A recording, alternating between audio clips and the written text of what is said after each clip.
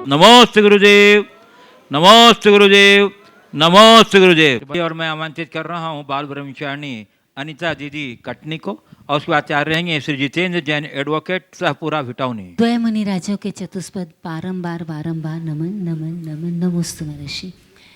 महर्षि, ये लॉकडाउन बहुत अद्भुत उपलब्धि युक्त रहा है। गुणायतन की जो कर्मठता है, जो कार्यशीलता है, वो अकथनीय है। आपका आशीर्वाद और आपकी अनुकंपा, आशीर्वाद, कृपा वो अविस्मरणीय है। महर्षि, किसी के हृदय में चोट पहुंचा करके क्षमा मांगना बहुत आसान होता है, लेकिन हृदय पर चोट खा करके और क्षमा करना, क्षमा मांगना बहुत कठिन होता है। ऐसा क्यों महर्षि? बहुत अच्छी बात की है। चोट पहुंचा के क्षमा मांगना बड़ा आसान है, चोट खाकर क्षमा करना बहुत कठिन। देखिए, क्षमा मांगना कोई बहुत बड़ी बात नहीं है। हाँ, बड़ी बात नहीं है। क्षमा करना सबसे बड़ी बात है। हम किसी से क्षमा मांग ले तो उसमें केवल अपने अंदर के अहम को विसर्जित करना होता है। अपनी भूल हमने स्वीकार ली, अंतर मन से भरकर हमने हाथ जोड़ा और क्षमा मांग लिया। लेकिन किसी के प्रति हम क्षमा तब कर पाते हैं जब अंदर की गांठ खुलती है। तो दाग धोना सरल है, गांठ खोलना कठिन। हल्का फुल्का दाग लग जाए, पानी डाल दो, दाग साफ। लेकिन अगर जटिल गांठ बंधी है तो खोलना सरल नहीं है। तो गांठ को खोलना है क्षमा करना।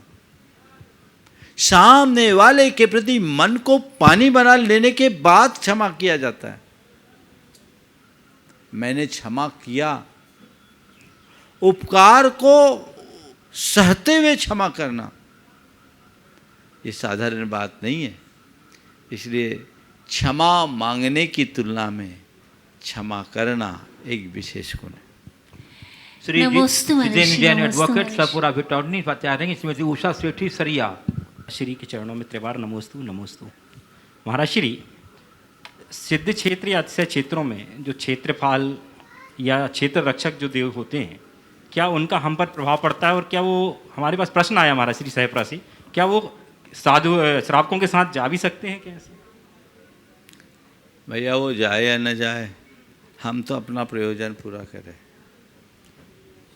इस विषय में मैं ये कुछ नहीं कह सकता कि वो हमारे साथ जाए या न जाए। पर क्षेत्रों में अलग अलग मान्यताएं हैं, उनकी स्थापनाएं की है। लेकिन कई जगह तो हमने ये भी देखा है कि उन्हीं की चोरी हो गई। अब आप क्या करोगे? भगवान की चोरी हो गई, अब आप क्या करोगे? तो मेरी धारणा, इनके प्रत्यक्ष लाभ की अपेक्षा इनसे अमूर्त प्रेरणा पाना ही सबसे बड़ा लाभ है।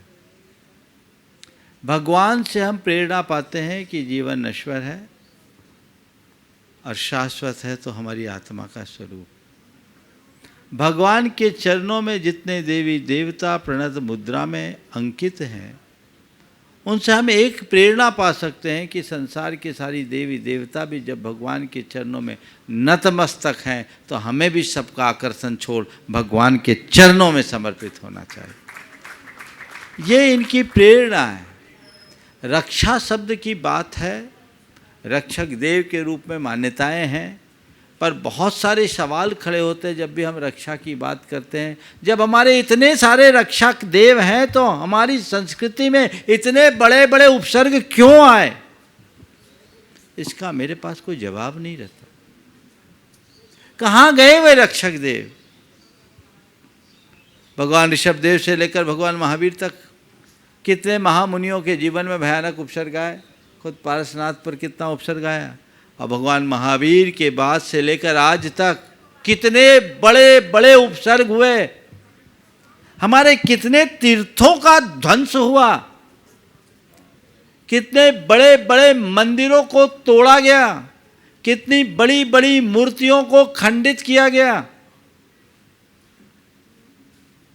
हजारों हजारों की संख्या में मुनियों को सूली पर चढ़ाया गया, घानी में पेला गया। उस समय वे रक्षक देव कहाँ गए? तो एक बहुत बड़ा सवाल खड़ा होता है। इसलिए मैं इन बातों को महत्व देने की जगह इनके पीछे छिपे हुए आध्यात्मिक भावना पर बल देना चाहता हूं। एक बात ध्यान रखना, तुम्हारे कर्म का तीव्रोदय होगा तो तुम्हारा रक्षक ही भक्षक बन जाएगा, और पुण्य का उदय होगा तो वज्रपात होने पर भी बच जाओगे। ये जीवन की वास्तविकता। इस जीवन के परम सत्य को समझो। हमें बड़ा आश्चर्य भी होता है और दुख भी होता है कि हम मूलभूत तत्व ज्ञान की उपेक्षा करके कितने प्रकार के कर्म कांडों में अपने आप को उलझा रहे हैं। वस्तु के स्वरूप पर हमारा श्रद्धान क्यों नहीं जमता? हम सदैव भिखारी क्यों बनते हैं? मेरा ये रक्षक, मेरा वो सहारक, मेरा वो तारक, वो मेरा आश्रयदाता। मेरा केवल मैं हूं, मेरे शुभाशुभ परिणाम है, ये जिनवानी का निचोड़ है। इस पर श्रद्धान होना चाहिए। भगवान भी हमारी रक्षा नहीं कर सकते हैं। मरने से कोई बचा पाया? मणिमंत्र तंत्र बहु होई, मरते न बचावे कोई। है क्या कोई बचा पाया? आज अभी कोविड में इतने लोग निपट गए, कोई बचा पाया? भगवान भी अगर चाहे तो भी वो हमें नहीं बचा सकते हैं। हाँ, भगवान की शरण में आने से मृत्यु से भले न बचा जा सके, मृत्यु के आतंक से जरूर बचा जा सकता है। मृत्यु के आतंक से बचोगे। भगवान की शरण में आ जाने वाले के मन में मृत्यु के प्रति कोई भय शेष नहीं रहेगा। तो भयमुक्त जीवन जीने के लिए हमें भगवान की शरण लेना है। तो वस्तु के स्वरूप पर विश्वास रखो। तुम किसी के आश्रय मत बैठो, अपने आप को मजबूत बनाओ। तुम्हारा पुण्य ही तुम्हारा संरक्षक बनेगा। कोई भी निमित्त तुम्हारे ऊपर कभी काम करेंगे, तुम्हारे लिए तभी काम करेंगे जब तुम्हारा पुण्य है। खुद पार्श्वनाथ भगवान हमारे लिए उदाहरण है। 7 दिन तक होने वाले भयानक उपसर्ग में धर्मेंद्र का आसन नहीं कांपा। अरे पहले दिन ये कर देता, 7 दिन इतना उपद्रव क्यों होता? कहां गई उसकी बुद्धि? मेरा जब तक पापोदय होगा ना, तो किसी की बुद्धि मेरे अनुकूल हो ही नहीं सकती। ये वस्तु का स्वरूप है, इस पर श्रद्धान होना चाहिए। तब जीवन का कल्याण होगा और तभी जीवन का आनंद है। नमोस्तु श्रीमती उषा सेठी सरिया, उसके बाद तैयार रहेंगे आशीष जैन, छतरपुर, मध्य प्रदेश। नमोस्तु महाराज श्री, नमोस्तु महाराज श्री, नमोस्तु महाराज श्री। मेरा प्रश्न ये है कि जिस गुरु से मैंने व्रत लिया वो साक्षात नहीं रहे, तो फिर दूसरे गुरु से मैं प्रायश्चित ले सकती हूँ क्या? देखिए, अब व्रत लिया है, गुरु नहीं है, तो योग्य गुरु से प्रायश्चित ले सकते, क्योंकि प्रायश्चित हम और किन से ले? गुरु के बिना तो प्रायश्चित लिया नहीं जा सकता। ले सकते। नमोस्तु महाराज श्री, नमोस्तु। बंधु, अत्यंत प्रसन्नता है आज हमारे बीच सिद्धायतन से ललिता जी सेठी, कोलकाता, पश्चिम बंगाल, यहाँ उपस्थित हैं। मैं उन्हें आमंत्रित कर रहा हूँ गुरुदेव के चरणों में नमन करते हुए आशीर्वाद ग्रहण करने के लिए। और यदि आपकी कोई जिज्ञासा है तो आप जिज्ञासा के लिए भी आमंत्रित हैं, और उनके सम्मान के लिए मैं आमंत्रित कर रहा हूँ श्रीमती चंद्रकला जी पाटनी, रांची, यूनाइटेड ट्रस्टी को, कि हमारे श्रीमती ललिता जी सेठी, धर्मपत्नी श्री संतोष जी सेठी सिद्धायतन का भावभीना सम्मान करें यूनाइटेड की ओर से। और आप लोग तालियों का अवदान देकर श्रीमती ललिता जी सेठी का अभिनंदन कर दीजिए। बंधु, आचार्य श्री विद्यासागर जी महाराज जी के चरणों में नमोस्तु करते हुए प्रमाण सागर जी महाराज और गुरु जी महाराज दोनों के चरणों में नमोस्तु नमोस्तु नमोस्तु। भगवान मेरे कोई मन में आपके लिए मैं कोई सवाल नहीं पूछ सकती, मेरा इतना है ही नहीं कि मैं आपसे कुछ सवाल पूछूं। आपके समय शिखर जी से आने से एक समय शिखर जी में एक चमन आ गया जो 1 साल से 2 साल से और 4-5 साल से इस तरह से हो रखा था, लेकिन अभी तो इस वर्ष आप लोगों के गुरुओं के चरण पढ़ने से समय शिखर जी में जो एक अलग ही खुशियाँ आ गई सब लोगों के दिलों में। बस उसी के लिए मैं चाहती हूँ कि आपके चरण हमेशा समय शिखर जी में रहे, बहुत सुंदर। उसी के लिए थैंक यू। सम्मान कर रही हैं श्रीमती चंद्रकला जी पाटनी, गुणायतन ट्रस्टी रांची झारखंड, श्रीमती ललिता जी सेठी का। बंधु, आप तालियों के अवदान से इसमें अवदान दे करके इनकी सम्मान की करुणा बढ़ाएं। और बंधु आशीष जैन छतरपुर हैं?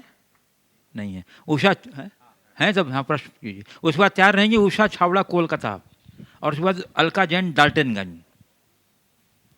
पूज्य मुनिद्वय के चरणों में हमारा, हमारे परिवार और स्वाध्याय मंडल छतरपुर की तरफ से बारंबार नमोस्तु नमोस्तु नमोस्तु गुरु। महाराज जी, हमारा प्रश्न यह है कि हम इस मंडल को किस तरीके से काम करें कि हम लोग बहुत आगे पहुंच सके। अभी हम लोग मंदिर के जीर्णोद्धार का काम कर नियमित रहे हैं। स्वाध्याय करो, सब कुछ ठीक हो। चलिए उषा छावड़ा कोलकाता, उसके बाद तैयार रहेंगे अलका जैन डाल्टनगंज। गुरु के चरणों में छाबड़ा परिवार और सेवा यत्न कार्यशाला की तरफ से त्रय बार नमस्ते।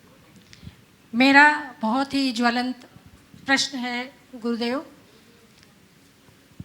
मुझसे कई बार हमारे बच्चे भी पूछते हैं और लोग भी पूछते हैं कि मम्मी जब विजातीय विवाह होता है तो आप लोग को, दादाजी लोग को, दादी जी लोग को आहार देने नहीं दिया जाता है, लेकिन जो लोग शादी ब्याह में नॉनवेज परोसते हैं, ड्रिंक करते हैं, ड्रिंक कराते हैं और भी कई गलत काम करते हैं, उनको प्रोत्साहन मिलता है, ऐसा क्यों?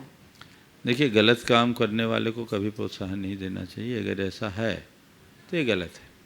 पर सबसे बड़ी बात समाज की है। समाज कहाँ सोई हुई? यदि कहीं ऐसा कुछ दिखता है तो समाज उसका प्रतिवाद क्यों नहीं करते? अगर जैन समाज में किसी के द्वारा नॉनवेज परोसा जा रहा है तो ये घोर निंदनीय है।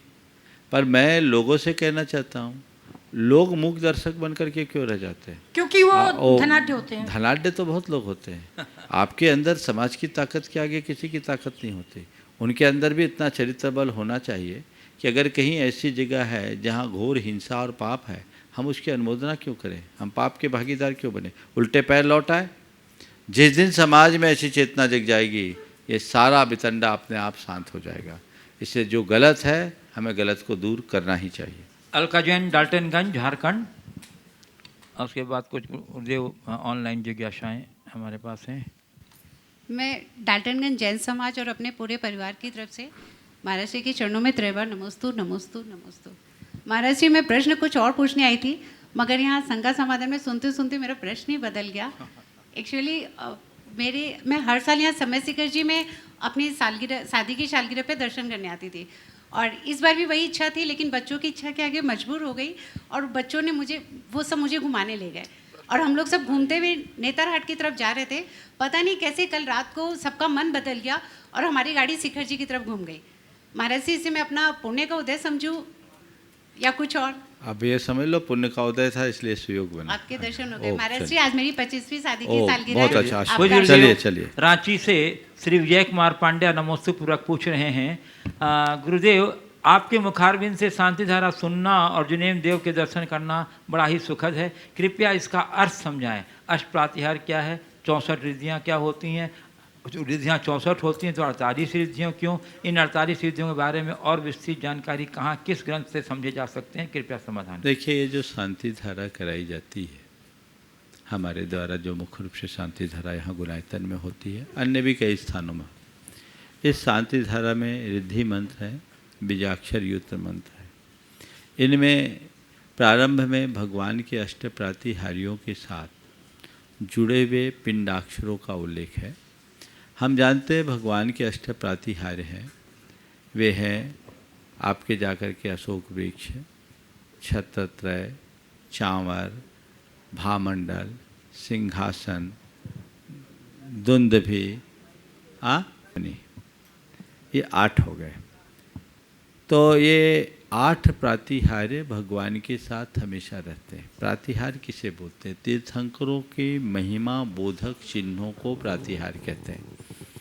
और प्रातिहार्यों से समन्वित जब भगवान के स्वरूप का हम चिंतन करते हैं तो वह पूर्ण स्वरूप आ जाता है। इसमें हमलर भ्यूम झमलर भ्यूम रमलर भ्यूम आदि जो पिंडाक्षर मंत्र है ये बड़े महिमाशाली है। आप लोग शांति विधान में भी इनका प्रभाव देखते हैं।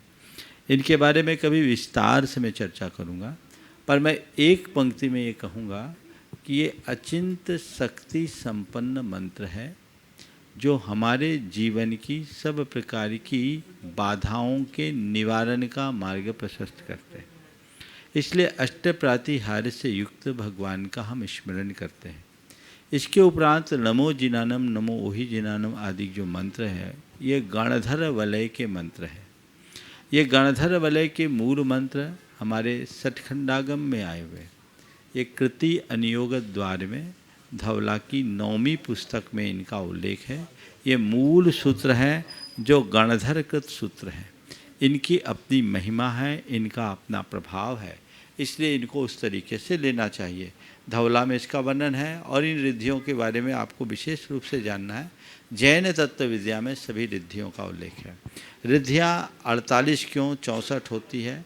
चूँकि 48 रिद्धियाँ हैं, इन्हीं को जब हम उपभेदों में मिला देते हैं तो ये 64 हो जाती है। जैसे विक्रिया रिद्धि के 11 भेद होते हैं, हम 64 में 48 में 1 लेते हैं तो 10 और जोड़ दें तो 58 होते हैं। और चारण रिद्धि के 8 भेद होते हैं, हमने 1 लिया तो 58 में हमने 7 और जोड़ दिया तो कितने हो गए? 51 नहीं, 58 में 6 जोड़ना हमको 64। मैंने क्या कर दिया 44, कैसे गड़बड़ हो गई। विक्रिया रिद्धि के 11 भेद हैं तो हमने रिद्धियाँ 48 है। 48 रिद्धि में हमने एक विक्रिया रिद्धि के 10 और जोड़ दिया तो 58 हो गए। और क्रिया रिद्धि के 2 भेद होते हैं, आकाश रिद्धि और चारण रिद्धि। इन दोनों रिद्धियों को एक कर लेते हैं तो क्रिया रिद्धि होती है, 48 हो गई। और उनको हमने अलग किया तो चारण रिद्धि के 8 भेदों को मिला लेने पर ये 64 रिद्धियाँ होती। तो ये सब में 48 और 8 54 और 10 64, ये ऐसे 64 रिद्धियों का वर्णन है। ये इसका ही विस्तार है। उसी के अनुरूप सारी व्यवस्थाएं देखनी चाहिए। नियमित मैं तो आपसे कहता हूँ इनका अर्थ आए ना आए, पिंडाक्षरों का कोई अर्थ नहीं होता। इनका तो एक ध्वन्यात्मक प्रभाव होता है। अगर हम केवल ध्यानपूर्वक उच्चारण करें या श्रवण करें तो भी अपने जीवन में उसका व्यापक प्रभाव घटित कर सकते हैं और ये हमारे जीवन के बड़े बदलाव का आधार भी बन सकती है। आप लोग नियमित शांति धारा का लाभ ले रहे हैं, इसी तरीके से लाभ लेते रहें। ये जीवन के उत्कर्ष का आधार बनेगा और हम सबके जीवन का पथ प्रशस्त होगा। हम इसी तरह अपनी बात को आगे बढ़ाते रहें और जीवन का क्रम बनाए रखें। बाल ब्रह्मचारिणी बहन सविता दीदी 10वीं प्रथमाधारी, और उसके बाद तैयार रहेंगी बाल ब्रह्मचारिणी बहन अनिता दीदी कटनी। जन जन के उपकारक परम पूज्य मुनिद्वय के चरणों में कोटि सा नमन। मुनि श्री 2 शब्द आते हैं, कृतज्ञता और कृतघ्नता। आचार्य पूज्यपाद स्वामी ने सब गुणों में कृतज्ञता गुण को सर्वश्रेष्ठ गुण कहा है, और यदि वो ना हो तो सारे गुण फीके पड़ जाते हैं। तो ऐसा इस गुण में कौन सी विशेषता है कि जिसके माध्यम से इसके आते ही सारे गुण दिखाई देने लग जाते हैं और इसके जाते ही सारे गुण फीके पड़ जाते हैं? मुनिश्री शंका है, समाधान करें। देखिए, आपने एक ऐसा सवाल खड़ा किया है, अगर बोलूं तो पूरा सत्र भी पूरा हो जाए तो भी बात अधूरी होगी। लेकिन सार में मैं कहूँगा कि आपने बिल्कुल ठीक बात कही है। कृतज्ञता को जीवन का एक श्रेष्ठतम गुण माना जाता है और कृतज्ञता का सबसे बड़ा नीच कर्म। कुरल काव्य में इस संदर्भ में लिखा है कि और सब पापों का प्रायश्चित तो फिर भी संभव है, पर अभागे कृतज्ञ का कभी उद्धार नहीं हो। इसलिए हमें कभी किसी की उपकारों को विस्मृत नहीं करना चाहिए। ऐसा कहा जाता है कि अवसर पर किया गया छोटा सा उपकार भी महान फल वाला होता है। इसलिए हमें अपने उपकारी के प्रति कृतज्ञता तो रखनी चाहिए, क्योंकि कृतज्ञता रखने से हमारे अंदर विनम्रता आती है, बहुमान का भाव आता है। और जब हम विनम्र और बहुमान होते हैं, बहुमान करते हैं, तभी सारे गुणों को प्राप्त कर सकते हैं। अहंकारी कृतज्ञ नहीं बनता और अभिमान हमारे पतन का मूल कारण और विनम्रता हमारे सभी गुणों का आधार। इसलिए व्यक्ति को कभी भी किसी के प्रति कृतज्ञ नहीं बनना चाहिए। और हम लोग ये मेरी भावना की पंक्तियाँ दोहराते ही हैं, होऊं नहीं कृतज्ञ कभी मैं, द्रोह न मेरे उराव। तो कभी हम किसी के प्रति कृतज्ञ न बने। हमारे प्रति किसी ने छोटा सा भी उपकार किया तो उसे याद करें। एक वाक्य कहूँगा, दूसरों के द्वारा हमारे प्रति किए गए उपकार को हम पत्थर की लकीर की तरह अंकित रखें, क्या बहुत अच्छी बात। और स्वयं के द्वारा दूसरों पर किए गए उपकार को पानी की लकीर की तरह भूल जाएं। बहुत बढ़िया। हम दूसरों पर कितना भी बड़ा उपकार करें, उसे अपना कर्तव्य माने और ये कभी न सोचें कि इसके बदले हमें कुछ और मिले। लेकिन दूसरा हम पर थोड़ा सा भी उपकार करे, हम हमेशा उनका ऋणी बने रहें। कृतज्ञ बनने का मतलब है अपने आप को ऋणी मानना। दूसरों का ऋण लेकर डकार जाना, हमारे यहाँ एक शब्द है उसके लिए, हराम खोरी। समझ गए? तो ये एक प्रकार की, अब मैं दोबारा ये शब्द नहीं दोहराऊंगा, हाँ, सही बात है। लेकिन ये उसी तरह की चीज़ है। इसलिए मनुष्य को हमेशा कृतज्ञ बने रहना चाहिए। बहुत अच्छा। नमस्ते। श्रीमती सुमन जैन पाटनी, गया निवासी, बेंगलोर प्रवासी। और उसके बाद तैयार रहेंगी श्रीमती मंजूला रारा हजारीबाग। पूज्य मुनिश्री 108 प्रमाण सागर जी महाराज के चरणाम्बुजों में उत्कृष्ट अनंतानंत बार नमोस्तु निवेदित करती हूँ। नमोस्तु महाराज श्री। महाराज श्री, आपके मुख से मैंने कई बार सुना है कि आप कहते हैं कि आचार्य श्री को जब मैंने पहली बार देखा था तो मुझे उनसे राग हो गया था। जब भी आप ऐसा कहते हैं मेरे मन में एक सवाल उठता है कि आचार्य श्री के प्रति राग क्या आपके अपने माता पिता के प्रति उपेक्षा का कारण बन गया था? अगर ऐसा था तो क्या ये उचित था?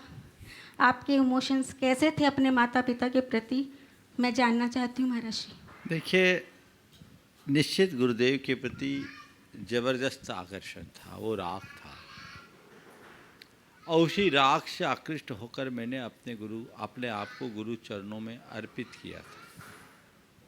जहाँ तक माता पिता और परिवारजनों के प्रति उपेक्षा का सवाल है, उस घड़ी मैंने कुछ सोचा ही नहीं।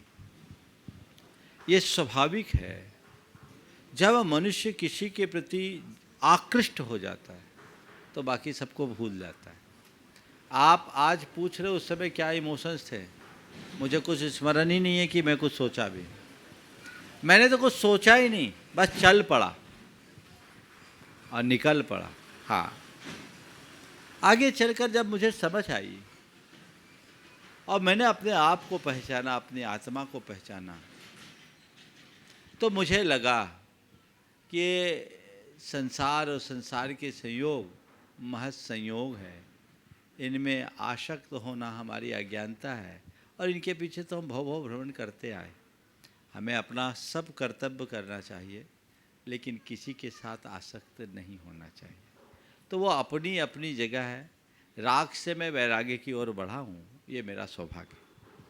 श्रीमती मंजूला रारा हजारीबाग झारखंड। उसके बाद तैयार रहेंगे कुमार मुनीश जैन मुंबई। नमस्ते महाराज जी। मेरी जिज्ञासा यह है महाराज जी कि हमारे जीवन में सुख और दुख दोनों आते हैं, लेकिन जब सुख आता है तो हम उसमें खूब रम जाते हैं और जब दुख आता है तो हम उसमें एकदम विचलित हो जाते हैं। तो ऐसा क्यों? सुख में तो आता है तो ऐसा लगता है कि इससे अच्छी ज़िंदगी कुछ है ही नहीं, लेकिन जब दुख मिलता है तो लगता है हमने कभी ज़िंदगी में सुख देखा ही नहीं, खाली दुख ही दुख देखा है। ऐसा क्यों महाराज जी?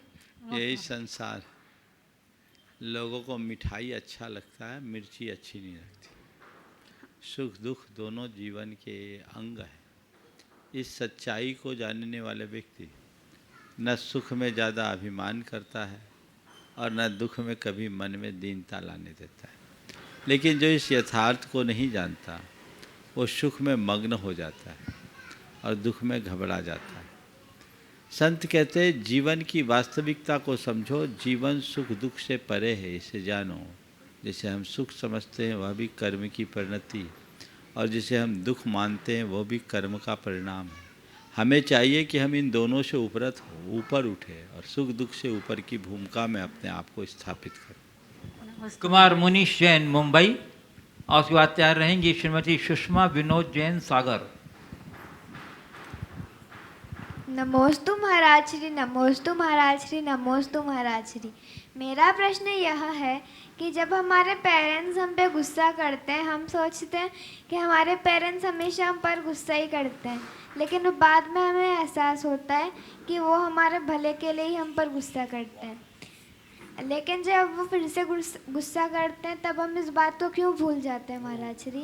नमोस्तु महाराज श्री। देखो, सबसे बड़ी बात तो मैं पेरेंट्स से कहूँगा कि बच्चों पर गुस्सा करने की जगह प्यार से समझाने की कला विकसित करें, क्योंकि गुस्से में जो समझाया जाता है उसका असर बहुत गहरा नहीं पड़ता, पर प्यार से जो बात बताई जाती है वो हृदय में अंकित हो जाती है। तो हमें किसी को भी समझाना है तो उसके लिए गुस्से और डांट फटकार की भाषा की जगह प्यार की भाषा को अपनाना सीखना चाहिए। लेकिन स्वाभाविक है, कई बार बच्चे हैं वो दंडता करते हैं, बात नहीं मानते हैं, तो थोड़ा थोड़ा डांटना भी पड़ जाता है, गुस्सा भी करना पड़ता है।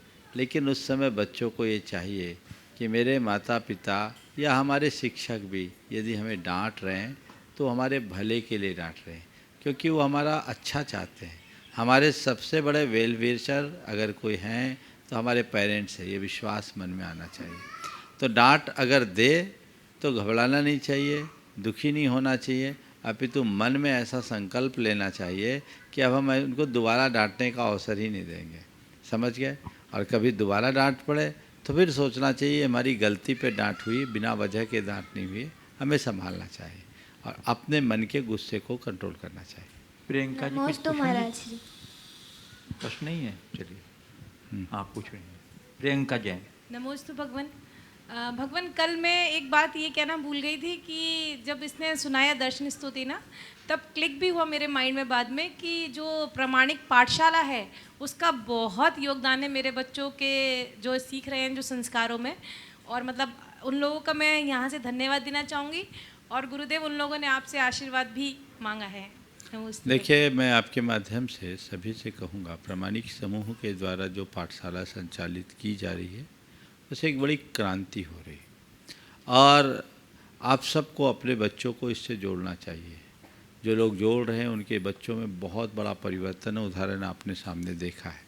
तो इसके लिए लोगों को जानकारी देनी चाहिए, अधिक से अधिक लोगों तक जानकारी पहुंचाइए ताकि बच्चे उसका लाभ ले सके और अपने भविष्य को गढ़ सके। गुरुदेव, एक प्रश्न है कि जब मन बिना किसी प्रयोजन अनावश्यक भयों से ग्रसित और दुखी बना रहता है तो ऐसी अवस्था में मनुष्य की अवस्था एक विक्षिप्त मनुष्य जैसी हो जाती है।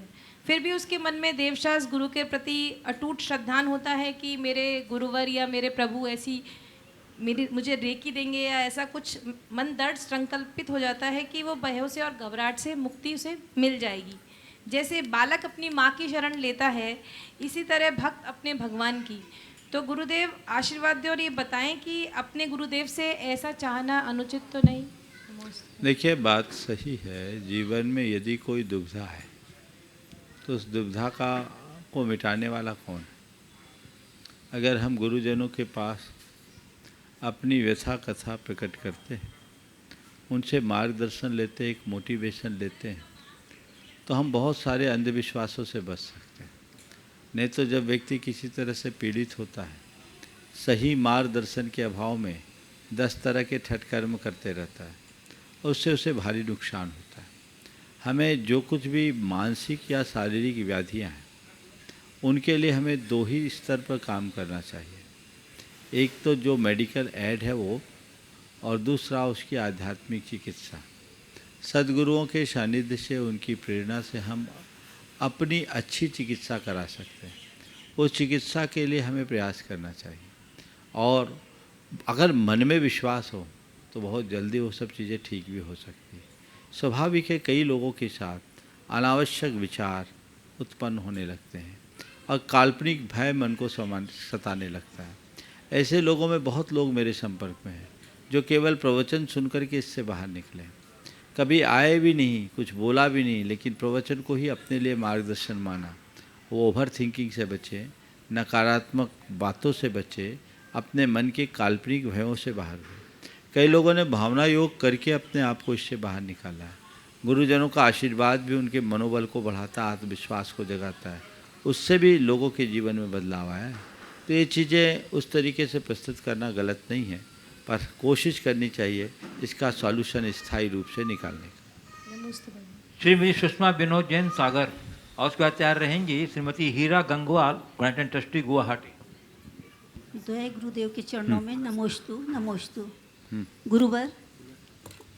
गुरुवर 4 तारीख को मेरी पोती विशाल की बेटी का प्रथम जन्म दिवस एवं सोंटी के बेटे का 14वां जन्म दिवस है।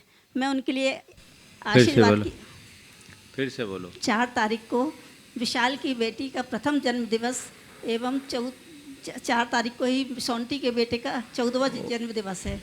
मैं उन दोनों के लिए आशीर्वाद की इच्छा रखती हूँ। वो दोनों बच्चे आपसे इच्छा रखते हैं। आशीर्वाद बोलो। सवाल है कोई? जी हाँ, बोलो।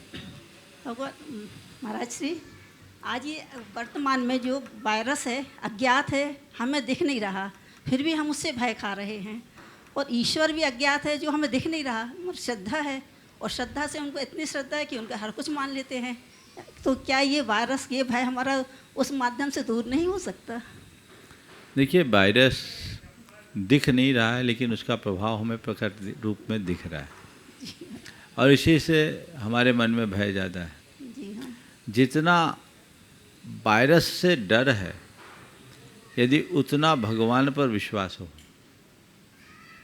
तो कहीं कुछ सॉल्यूशन मिल सकता है। लोगों का भगवान पर विश्वास तो है, लेकिन आधा अधूरा, पक्का विश्वास कहाँ। भगवान का विश्वास हमें इस तरह के संकटों से बचा भी सकता है, और कदाचित न भी बचाए तो संकटों से भयभीत होने से बचा सकता है। वो व्यक्ति निडर रहेगा जिसको सच्चे अर्थों में भगवान पर विश्वास है। वो जानता है जीवन मरण, संयोग वियोग, हानि लाभ विधि के हाथ है, हमारे हाथ में नहीं है। जो है सो है। वायरस ने हमारे शरीर को जकड़ा है, ये हमारे जीवन को लील भी सकता है, लेकिन मेरी जीवन लीला समाप्त हो उससे पहले मुझे प्रभु स्मरण करना है। वो भगवान के साथ जुड़ जाए, भगवान को शरण माने, तब जीवन में बदलाव होगा। तो मैं ये कहूँगा कि वायरस के प्रकट प्रभाव को देखकर वायरस का जैसा डर है, अप्रकट भगवान के प्रति वैसा विश्वास जम जाए तो बहुत बदलाव आ सकता है। ग्रांट एंड ट्रस्टी श्रीमती हीरा मोहन गंगवाल, गुवाहाटी आसाम। उसके बाद तैयार रहेंगी ग्रांट एंड ट्रस्टी एवं मंत्री श्रीमती चंद्रकला जी, पाटनी, रांची। नमोस्तु गुरुवर। दोनों गुरुवर के चरणों में मेरा बारंबार नमोस्तु नमोस्तु नमोस्तु। गुरुवर, ये सवाल मेरा नहीं है, गोलाघाट आसाम से मेरी देवरानी का है। उन्होंने कहा है, आपको नमोस्तु करते हुए कहा है कि गुरुदेव, मेरी एक ज़मीन है जिससे मैं अपने रहने के लिए एक मकान का निर्माण करना चाहती हूँ, लेकिन ठीक मेरे बगल वाली ज़मीन में एक बड़ा पीपल का वृक्ष है जिसकी जड़ें और शाखाएं मेरी ज़मीन में भी बहुत बड़ी मात्रा में आई हुई है। ऐसी परिस्थिति में क्या पीपल के वृक्ष को हटवाकर मकान का निर्माण कराया जा सकता है? कृपया सही मार्गदर्शन करें। नमोस्तु। मैं क्या बोलूं? मैं कुछ बोलूँगा तो सारा दोष मेरे मत्थे आ जाए। अपने विचार और विवेक से काम करो। चलिए। नमस्ते। ग्रांट एंड ट्रस्टी मंत्री श्रीमती चंद्रकला जी, पाटनी, रांची, झारखंड। और सेवा तैयार रहेंगी बाल ब्रह्मचारिणी बहन अनिता दीदी, कटनी। नमस्ते महाराज श्री।